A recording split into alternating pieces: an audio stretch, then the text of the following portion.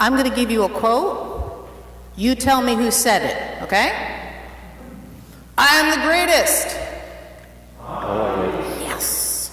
Yes, absolutely. So good.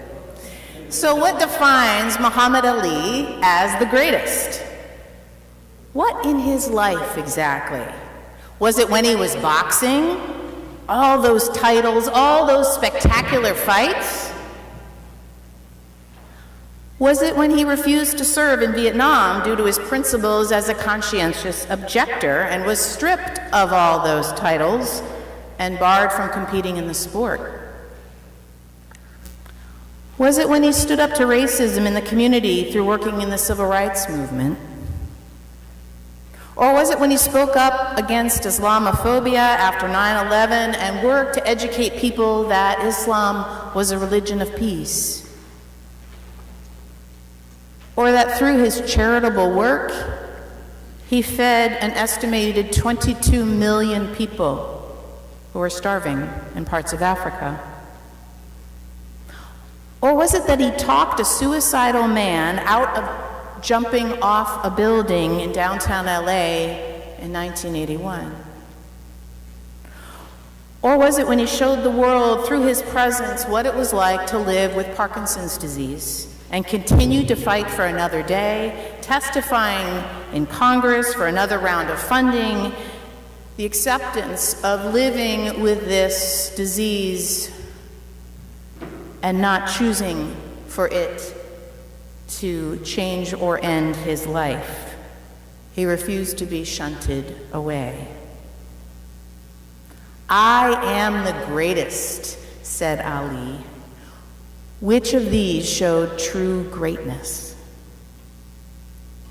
Jesus tells us today that unless you become like a child, you cannot enter the kingdom of God.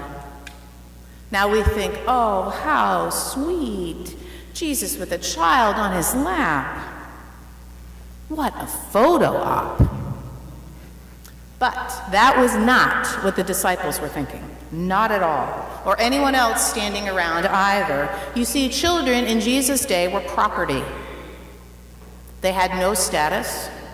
They were valued less than the slaves you would have in your household. They had no voice. They could be bought and sold. Fewer than half of the children achieved adult age due to child mortality. But until they did, if they did, they were non-entities, nobodies, nothing. Not the way we see children today as precious or the future or ones to be protected. So in other words, Jesus said that God's kingdom belonged to those that the world said nothing belonged. The kingdom of God was for the nobodies. And when you welcome the nobodies, you welcomed God. You care for the nobodies, that's what the kingdom of God is about. Now that is not what the disciples had been thinking about. When asked what they were talking about on the road, none of them would answer Jesus. You know, they all probably shuffled around and looked at their feet. But Jesus knew. They were arguing about who was the greatest. Who did Jesus like best? Who was going to get the big titles once Jesus was in power? They were fighting about status and power and privilege. And you know, we spend so much time on this, even now. The next promotion, the achievement of one more advanced degree, a larger bank account or house in the right neighborhood, or a paper published in the right journal. We want to be seen well in the opinion polls of our day, the polls of our peers, the opinion polls of the world around us. But Jesus isn't concerned with that. He asks, what about the nobodies? What are you doing for them?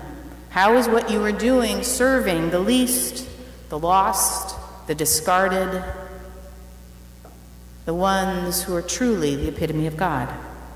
And in Jesus' day, that was children. In Ali's day, that was the starving folks in Africa, the suicidal Muslims after 9/11, those living with debilitating illness. Nobodies. Who is it in our day? Now, I included a cartoon on the front of your bulletin, if you haven't seen it already, and I included it because it makes me laugh. Now, I laughed at this cartoon before I had kids, and I really laugh now that I'm a parent. Because Calvin, the 6-year-old in the cartoon, is telling his dad that his opinion polls are going down. In another similar cartoon from the same cartoonist, Calvin says, "Bad news, Dad, your polls are way down." The dad says, "My polls?" And Calvin says, "Yes, your rate is especially low among tigers and 6-year-old boys. The 6-year-old white male vote, you're losing." He's losing the polls among tigers and 6-year-old white males. Calvin's dad just rolls his eyes and goes back to the newspaper. Calvin is assuming his father's going to be bothered or hurt or upset or even angry at his low poll results.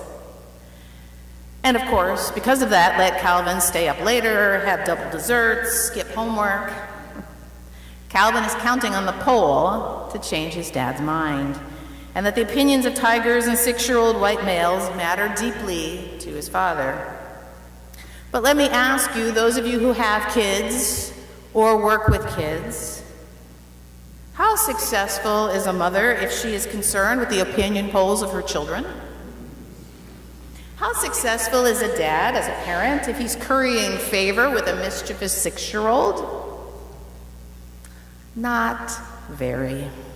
Because parenting isn't about winning the opinion polls of our kids. It's about doing what is right, what is best, and making the hard decisions to the best of our ability. Don't I wish I was my kid's favorite parent all the time? But I am often instead the meanest mom in the world, just so you know. Life in the church isn't about rising in the opinion polls either. You know, it used to be. Seriously, in the 1950s and 60s, people flocked to churches, Protestant churches in particular, because it was the place to be seen. Leadership in the church could provide an opportunity for leadership in the community.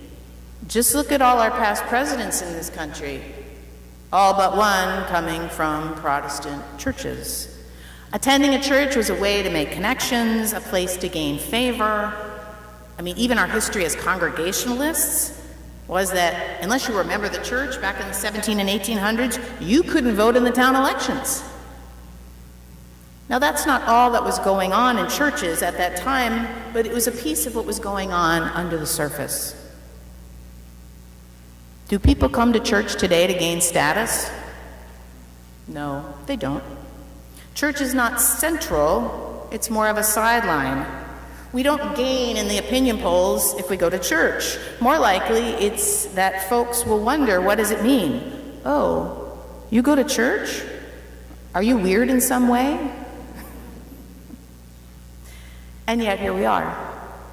Very much not weird, but wondering what it does mean to be a church in this day and age.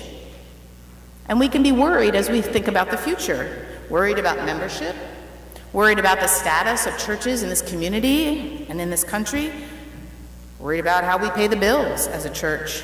And as we think about calling a new settled pastor here, we can look back and want to make churches great again. But I can tell you that's not going to happen. Not in the ways of the 50s and 60s. We can look specifically back to this church's history, Pilgrim's history, and think, let's make Pilgrim great again. But that's not going to happen either. And what I mean by that is Pilgrim's not going to return to what it was in the 80s or 90s. That is past. And we're not able to move forward into the greatness of now and the future if we think about it in terms of the past. Instead, what greatness lies ahead for this congregation, for these gathered members and friends?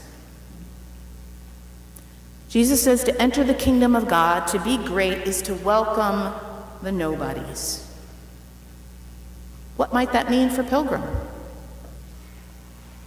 As Deb and I have been talking about, there's a WISE conference next Saturday that talks about mental health, mental illness, mental health ministries, what would it mean to be a church that truly welcomes, understands, and ministers to individuals and families struggling with mental health challenges? Because we know that group of people is stigmatized. What would it mean for this place to be the place where folks struggling with mental health, either in their family or themselves personally, found a connection to God and a connection to a welcoming community? What service would that be to Lexington and the communities around here to know that here, nobodies are welcome? What would it mean to be a church that welcomes, heals, and holds together those who are struggling with opioid addiction, their friends, their families? I know you all have been touched by someone affected by this crisis. Addicts are definitely counted among the least of these, the nobodies in our culture. What would it mean for communities in this area to know that those who are addicted and their family and friends are welcome here, not just to use our basement for meetings, but welcome to be in worship and service with us, next to us, as part of us? I have to say, there are many nobodies to choose from. In some ways, we are no further along in that way than Jesus was. We have refugees, we have political asylum seekers, we have the homeless or nearly homeless, we have transgender folks at risk from this year's ballot measure in Massachusetts. Welcoming these groups of nobodies will not make Pilgrim rise in the opinion polls of status, but it will open the gates to the kingdom of God in this place, here and now. It will show greatness in this place with these people. Greatness in the eyes of God. Amen.